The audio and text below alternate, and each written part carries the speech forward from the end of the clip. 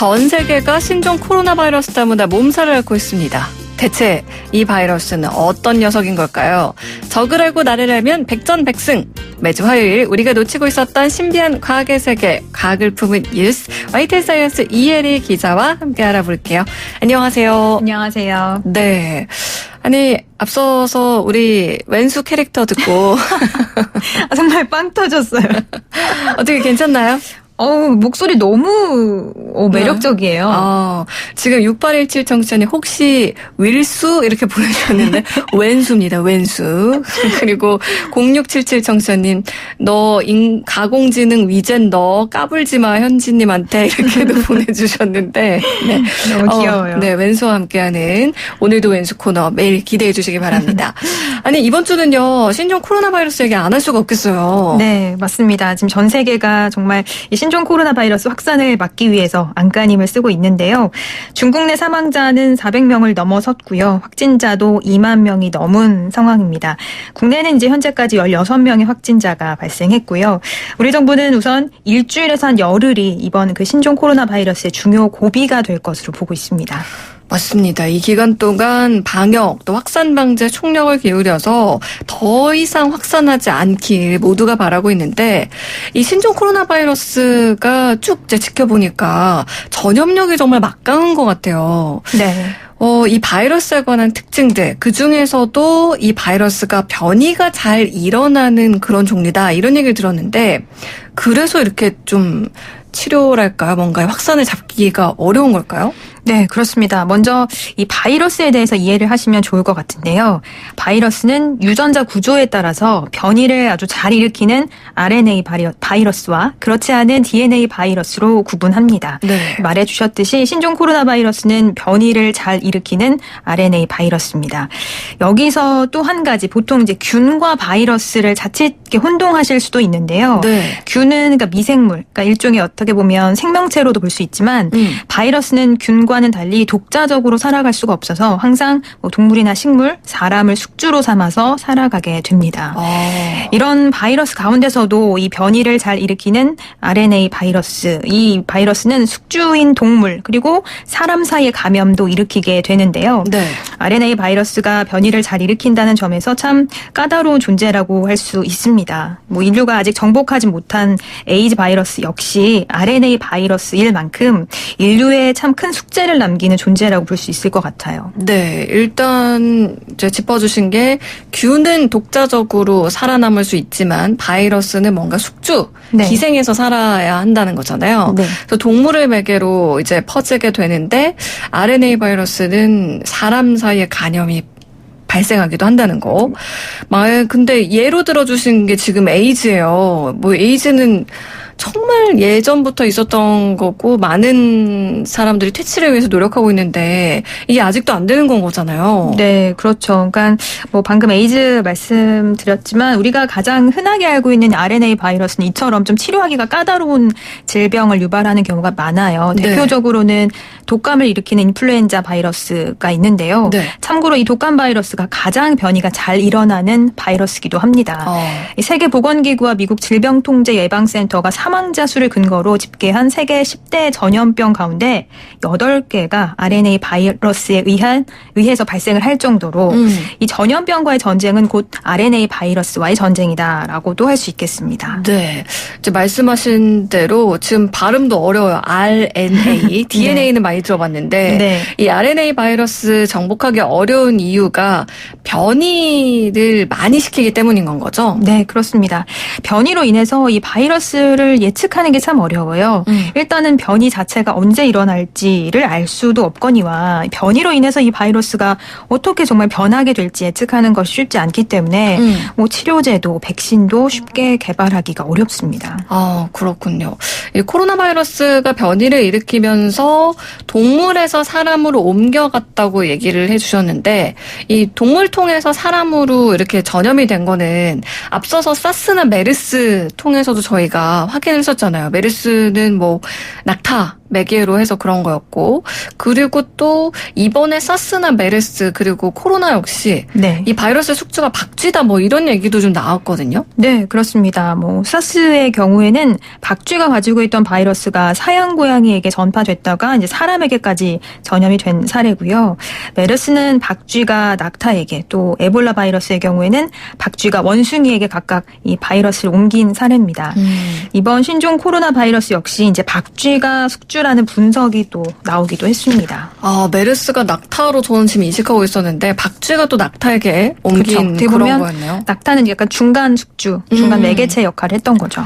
아니, 지금 뭐 한동안 이제 중국에서 박쥐탕 뭐 이런 거 먹어서 이게 이렇게 된 거다라는 그런 기사들도 있긴 했는데, 도대체 박쥐가 어떤 동물이길래 이 바이러스를 계속 옮기는 걸까요? 네, 우선 이 박쥐의 면역 체계는 사람하고 다릅니다. 쉽게 말해서 외부 바이러스에 대해서도 면역 반응 수준이 좀 낮기 때문에 바이러스가 들어와도 사람처럼 강하게 면역 반응이 일어나서 바이러스를 죽이는 게 아니라 바이러스와 함께 오면 좀 공생한다고 해야 될까요? 그런 특징을 가지고 있습니다. 박쥐가 하늘을 날 때는 체온이 한 40도 정도까지 상승하는데요. 네. 원래 이렇게 바이러스가 열에 약해요. 사람과는 좀 면역 체계가, 그런데 이제 박쥐는 다르다 보니까 체온이 40도 정도로 오른 상태에서 반대로 바이러스가 오히려 너무 증식하지 않고 적은 양이 박쥐 체내에서 적절하게 살아갈 수 있게끔 이렇게 공존하는 그런 특징을 보이게 된 겁니다. 또 한 가지 이제 박쥐가 집단 생활을 한다는 특징도 어떻게 네. 보면 바이러스를 이렇게 퍼뜨리는데 중요하게 작용을 할 수도 있는데요. 네. 수백 마리씩 함께 살다 보니까 이 바이러스가 여기저기 개체를 오가면서 전이가 더 쉽게 일어나게 되는 겁니다. 변이도 그만큼 더 빠르게 생겨나게 되는 거고요. 네.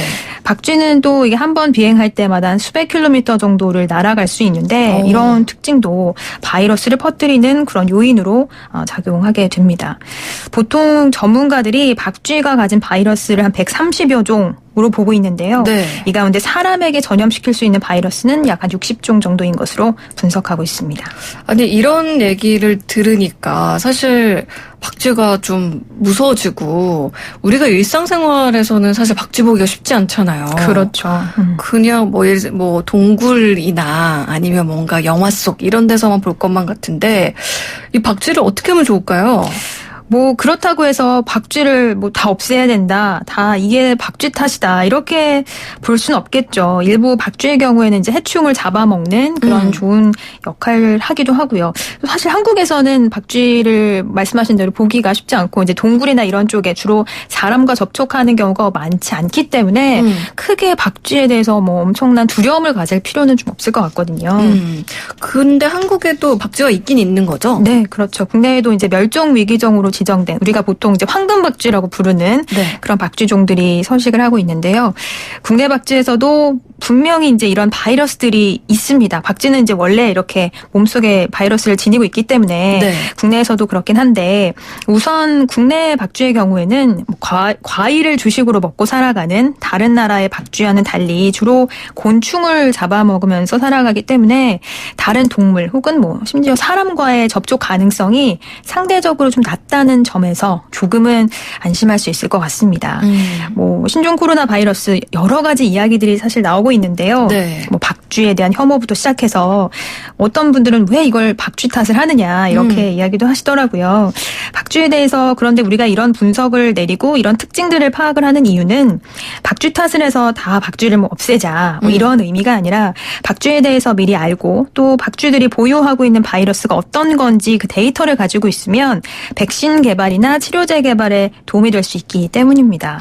지금 국내에서도 이 메르스 사태 이후로 굉장히 박쥐에 대한 연구를 활발하게 진행하고 있거든요. 네.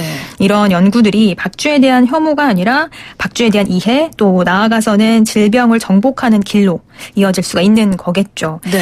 요즘 신종 코로나 바이러스로 가짜 뉴스도 참 많고요. 그렇죠. 또 이렇게 막연하게 굉장히 불안감에 휩싸이신 분들도 많을 텐데, 이 청취자분들께서도 떠다니는 그런 정보들을 그대로 그냥 일방적으로 수용하는 것이 아니라 어떤 것이 사실이고 어떤 것들이 좀 왜곡이 됐는지를 따져보셨으면 좋겠습니다. 네, 사실 말씀하신 것처럼 불안한 상태이기 때문에 이런 가짜 뉴스라던가 아니면 확인되지 않은 정보들이 사람들에게 더 믿음을 줄 수도 있는 그렇죠. 그런 상황일 것 같기도 해요. 저도 이러니까 더 전염이 잘 된다더라. 특히나 조심해라. 막 이런 이야기들을 주변에서 많이들 보내주세요. 네. 볼 때마다 나는 혹시라도 만약에 감염이 된다면 약도 못 먹고 치료도 못 받을 텐데 어떻게 되나. 그쵸. 근데 이런 두려움이 막 배가 되더라고요. 또 아마 청취자분들도 내가 사는 지역에서 확진자가 나왔다던데, 혹은 내가 일하는 곳에서는 수많은 사람들이 함께 일하는 곳인데, 등등등 여러 가지 이제 걱정을 갖고 계실 거예요. 네, 사실 그 마음도 충분히 이해가 돼요. 그래서 사실은 그냥 일상 정말 너무 많이 들으셨고 흔한 얘기일 수 있겠지만 손 씻기나 마스크 쓰기 정도의 어떤 기본적인 수칙을 더 잘 지키려고 하는 좀 기본에 충실한 것들을 지켜내는 것이 일단 최선의 노력이 아닐까, 예방책이 아닐까 싶어요. 네. 8897 청취자님, 무차별한 개발로 박쥐 서식지를 위협하는 인류에 대한 엄중한 경고입니다. 같이 살아가야지만 평안한 지구가 되죠. 라고 이렇게 보내주셨는데, 사실 이런 바이러스가 창궐할 때마다 좀 드는 생각이, 이런 우리 인류가 또 자초한 게 아닐까, 이런 생각이 가끔 들기도 하고요. 네.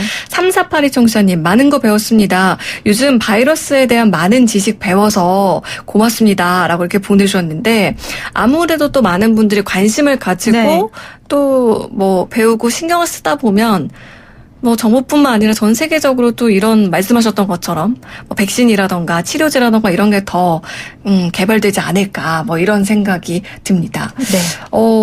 그리고 제갈모님께서 질문을 하나 보내줬는데, 근데요, 박쥐를 먹는 나라들에서 요리나 약재로 해서 먹는다고 하잖아요. 네. 가열을 해서 먹는 건데 그 가열 과정에서 어떻게 죽지 않고 바이러스가 남아있을까요? 라고 이야기를 해주시기로 했거든요. 우선 전문가들은 이 가열된, 그러니까 조리가 된 박쥐 내에서 바이러스가 있을 거라고 보지는 않고요. 다만 이제 이게 시장이나 이런 쪽으로 유통이 되는 단계에서 이렇게 살아있는 상태로 운반이 되거나 유통이 될 수 있기 때문에 그런 상태에서 이제 바이러스가 퍼졌을 가능성이 있다라고 보는 거죠. 그러니까 그 요리 자체에 어떤 바이러스가 있다라고 보기에는 사실은 어렵고요. 네. 아무래도 또 우한에서 진원주로 알려진 게 화난시장이 그런 야생동물을 거래하는 곳이라고 하니까요. 네. 네, 오늘 또 RNA 바이러스 말이 좀 어렵긴 했어요. 네. 박쥐가 가지고 있는 바이러스들에 대해서 또 이야기 나눠봤습니다. 과학을 품은 뉴스 YTN 사이언스 이혜리 기자와 함께했습니다. 오늘 말씀 고맙습니다. 감사합니다. 9768 청취자님 홍진영 노래 신청해 주셨는데요. 요 곡으로 골라봤습니다. 잘 가라. 잘 가라 나를 잊어라 이까짓 것